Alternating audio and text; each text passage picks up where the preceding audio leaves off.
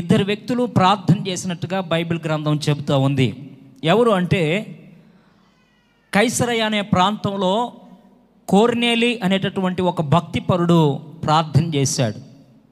అతడు ప్రార్థన చేస్తూ ఉంటే పగలు ఇంచుమించు 3 గంటల సమయంలో దేవుడు తన దూతను పంపించి కొర్నేలితో మాట్లాడాడంట.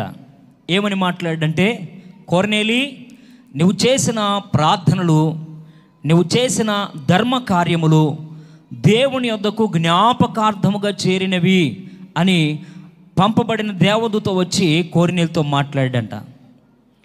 ఆ తర్వాత రెండవ వ్యక్తి దైవజనుడైన పేతురు యొప్పే పట్టణంలో ఆయన ఎక్కడైతే బస చేస్తున్నాడో చర్మకారుడైన సీమోన్ అనే ఆ వ్యక్తి ఇంటిలో వారు ఉదయం భోజనం సిద్ధపరిచేసరికి లేట్ అయిపోయింది. 12 అవుతుంది, మధ్యాహ్నం 12 అవుతుంది. ఆ మధ్యాహ్న కాల సమయంలో ఆకలితో ఉన్నప్పుడు ఆయన ప్రార్థనలోకి వెళ్ళిపోయాడంట. సర్వసాధారణంగా ఆకలితో ఉన్నప్పుడు, నీరసంగా ఉన్నప్పుడు మనం నిద్రపోతుంటాం, పడుకొని ఇటు అటు దొర్లుతూ ఉంటాం. కానీ పేతురుకున్నటువంటి వాడికి అలవాటు ఏంటంటే ప్రార్థన చేయడం. ఆయన గొప్ప దైవజనుడు, ఆయన ప్రార్థన దేవుడు విన్నాడు. కానీ ఇక్కడ కొర్నేలి ఒక అన్యుడు. గొప్ప దైవజనుని ప్రార్థన విన్నటువంటి దేవుడే అన్యుని ప్రార్థన కూడా విన్నాడు. దేవునికి స్తోత్రం. ఈరోజు ఈ స్థలంలోనికి ఒకవేళ యేసుక్రీస్తు ప్రభువును ఎరిగినటువంటి వారు వచ్చి ప్రార్థన చేసిన, యేసుక్రీస్తు ప్రభువారిని గురించి తెలియకుండా ఈరోజు కొత్తగా ఈ స్థలానికి వచ్చిన దేవుడు నీ ప్రార్థన కూడా వింటాడు. దేవునికి స్తోత్రము కలుగునుగాక. కొర్నేలితో దేవుని దూత మాట్లాడినటువంటి మాట ఏంటంటే, కొర్నేలి దగ్గరికి వచ్చి నీ ధర్మ కార్యములు, నీ ప్రార్థనలు దేవుని సన్నిధికి చేరినాయి, జ్ఞాపకార్థంగా దేవుని సన్నిధిలో ఉన్నాయి.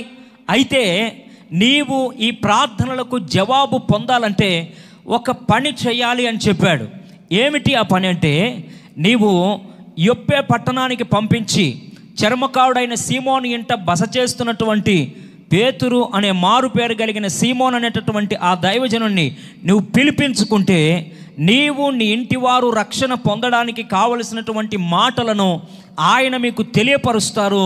అప్పుడు మీరు రక్షణ పొందుతారని దేవుని దూత చెప్పాడు. దేవునికి స్తోత్రం. చూడండి, పరలోకము నుండి పంపబడినటువంటి దేవదూత, ఈ కొద్ది మాటలు చెప్పినటువంటి దేవదూత ఆ వర్తమానాన్ని కూడా చెప్పగలడు. పేతురు చెప్పే వర్తమానాన్ని కూడా చెప్పగలడు. కానీ పేతురు చెప్పినటువంటి వర్తమానం చెప్పడానికి దేవుడు దేవదూతకు అవకాశం ఇవ్వలేదు. దేవదూతలు చేయాల్సినటువంటి పని దేవదూతలు చేయాలి, దేవుని సేవకులు చేయాల్సినటువంటి పని దేవుని సేవకులు చేయాలి. కొర్నేలి ఆశీర్వదించబడాలంటే కేవలము దేవునితో, దేవుని దూతలతో సంబంధం కలిగి ఉంటే సరిపోదు. కానీ దేవుడు ఈ లోకములో ప్రజలను ఆశీర్వదించటానికి, దేవుని పేరట దీవించటానికి దైవజనులను ఏర్పరచుకున్నాడు. నమ్మితే చేతులెత్తి గట్టిగా హల్లెలూయా చెబుదాం. హల్లెలూయా. దైవజనుడైన పేతురు దగ్గరికి నమ్మకమైనటువంటి పనివారిని పంపించి పేతురును పిలిపించుకున్నారు. పేతురు వచ్చాడు. పేతురు వచ్చి అక్కడ పేతురు దర్శనం చూశాడు. ఏంటి పేతురు చూసినటువంటి దర్శనం అంటే, ఒక పెద్ద పాత్ర కనబడుతుంది. ఆ పాత్ర దుప్పటి వంటిది. ఆ దుప్పటి వంటి పాత్రలో భూమి మీద ఉన్నటువంటి జంతువులన్నీ కూడా ఉన్నాయంట.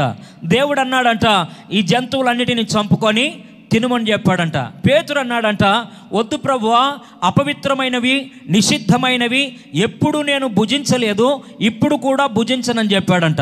అయితే ఈ దర్శనం అయిపోయిన తర్వాత, ప్రార్థన అయిపోయిన తర్వాత, ఆమెనన్న తర్వాత ఆయన ఈ దర్శనము భావమేంటో అని కలవరముతో ఆలోచించుకొనుచు ఉండగా ఆ వాకిట ఉన్నటువంటి కొర్నేలి పంపినటువంటి ఆ పనివారు మాట్లాడుతున్నారంట. ఇదిగో ఇక్కడ సీమోన్ అనే దైవజనుడు, పేతురు అనే దైవజనుడు ఉన్నాడా, కొర్నేలి పంపించాడని చెబితే పరిశుద్ధాత్ముడు అన్నాడంట, నేను పంపించినటువంటి వ్యక్తులు వీళ్ళతో ఏ సందేహము తెలియపరచకుండా వీళ్ళతో వెళ్ళమని చెప్పాడంట. దేవునికి స్తోత్రం. పేతురు వెళ్ళాడు. పేతురు వెళ్ళి అక్కడ నోరు తెరిచి మాట్లాడుతూ ఉండగానే అన్యజనులైనటువంటి ఆ ప్రజలందరి మీదకి దేవుని ఆత్మ బలముగా దిగి వచ్చిందంట. గట్టిగా చప్పట్లు కొట్టి దేవుని స్తుతించుదాం. ఈ ప్రాంతం మోడు బారిపోయినటువంటి ప్రాంతం. ఈ ప్రాంతం క్రీస్తును గూర్చినటువంటి అవగాహన లేనటువంటి ప్రాంతం. ఈ ప్రాంతం క్రీస్తుకు దూరంగా ఉన్నటువంటి ప్రాంతం.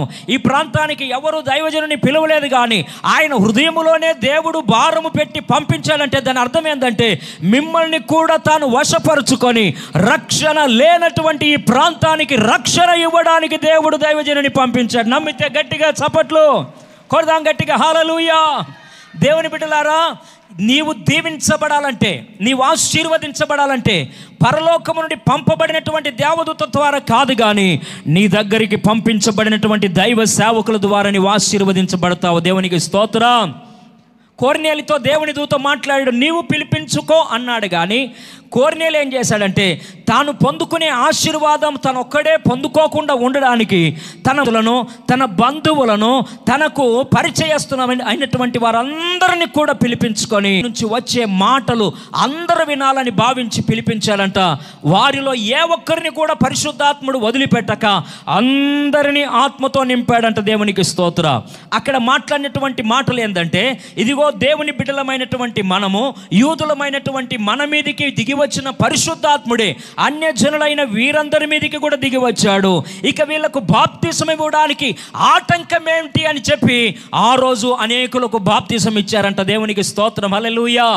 దేవుని బిడ్డలారా, ఇక్కడికి వచ్చినటువంటి మీరందరూ కూడా ధన్యులు. ఎందుకంటే దైవజనుని ప్రేరేపించి 2 సంవత్సరాలుగా ఈ ప్రాంతంలో ఈ సభలు జరిగిస్తూ ఉన్నారు. కాబట్టి ఈ ప్రాంతంలో నేను ఆత్మలో గ్రహిస్తున్నాను, ఒక గొప్ప పరిచర్య రానున్న దినాల్లో జరగబోతుంది. దేవునికి స్తోత్రం.